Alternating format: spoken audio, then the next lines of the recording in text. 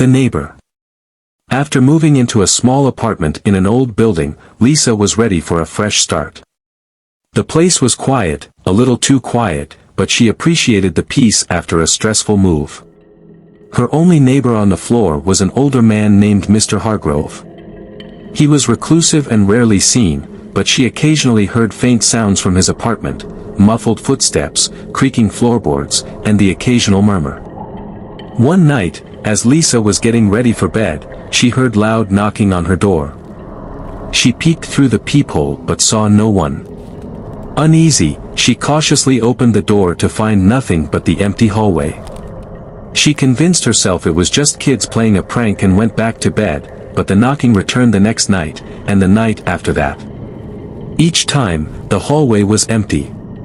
Disturbed, Lisa finally mentioned it to the building's maintenance man. He gave her a strange look and told her something she didn't expect: "No one's lived in that apartment next to you for years. Mr. Hargrove, he passed away a long time ago. The place has been empty ever since." Lisa couldn't believe it.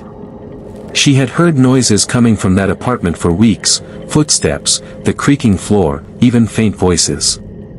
Refusing to accept what she was told, she began to investigate. One evening, when the knocking started again, she followed it down the hallway to Mr. Hargrove's door.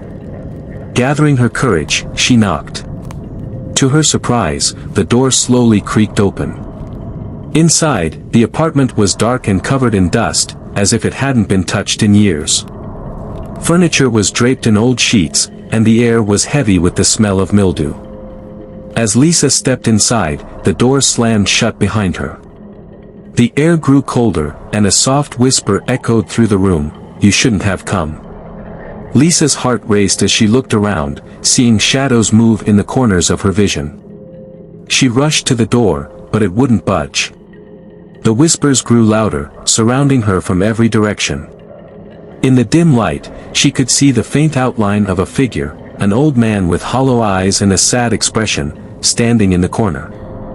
"Leave," he whispered, his voice barely audible but filled with sorrow.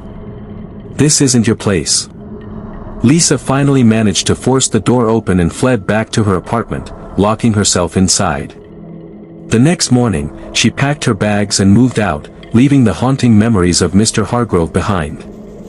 But even now, in her new home, she sometimes hears faint knocking on the door at night. And when she listens closely, she can still hear the soft, sorrowful whisper, "You shouldn't have come."